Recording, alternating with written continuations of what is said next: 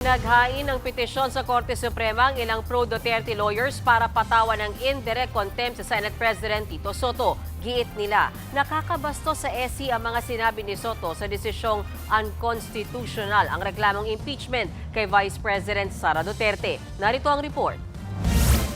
Sama-samang naghain ng petisyon sa Korte Suprema sina Attorney Ferdinand Topacio, ang ilang pang-abogado laban kay Senate President Tito Soto. Hiniling nila sa SC na patawan si Soto ng indirect contempt. Para yan sa mga pahayag niya sa desisyon ng Korte na nagdedeklarang unconstitutional ang nakarang impeachment complaint laban kay Vice President Sara Duterte.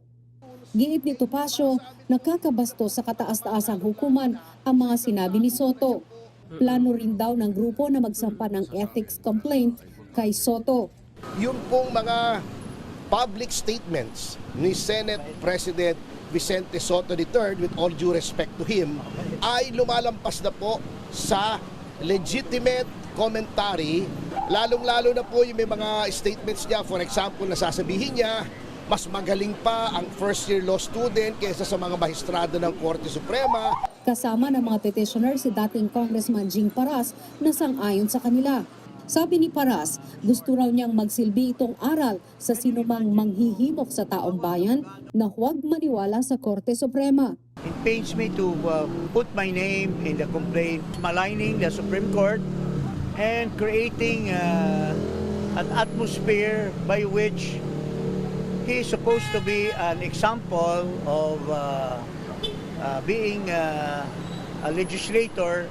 He is encouraging people not to believe in the Supreme Court. Matatanda ang ikinadismaya ni Soto ang ruling ng SC na labag sa saligang batas ang reklamong impeachment laban kay VP Sara. Tinawag pa niya itong judicial overreach at panghihimasok sa kapangyarihan ng Kongreso sa isang impeachment complaint. Dahil yan sa mga bagong requirements ng SC na ayon kay Soto, hindi naman daw required sa konstitusyon. Impeachment now is an impossible dream. Ayaw na nila may impeachment sa Pilipinas.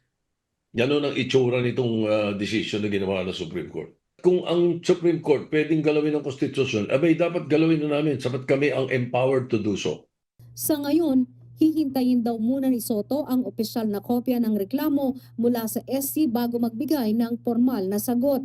Pero hindi lang daw siya ang may kaparehong pananaw. Maging ang ilang retired associate justice at bumuo ng 1987 Constitution at mga din sa law schools ay nagpahayag din daw ng anyay factual error sa desisyon ng SC.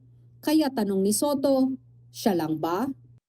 Nagbabalita mula sa Frontline, Margie Bentulan, News 5.